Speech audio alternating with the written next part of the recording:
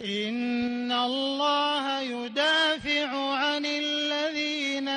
آمنوا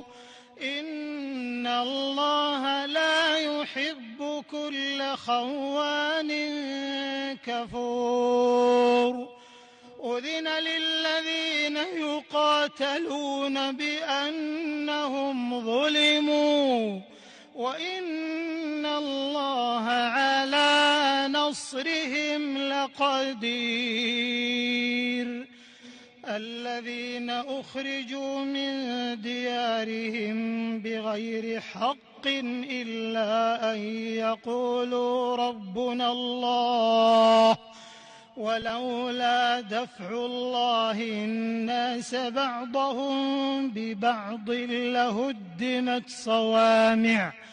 لهدمت صوامع وبيع وصلوات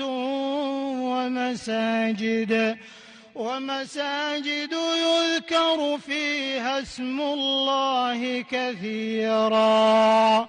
ولينصرن الله من ينصره إن الله لقوي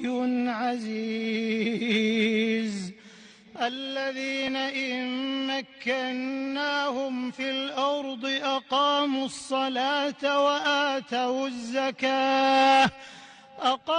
الصلاة وآتوا الزكاة وأمروا بالمعروف ونهوا عن المنكر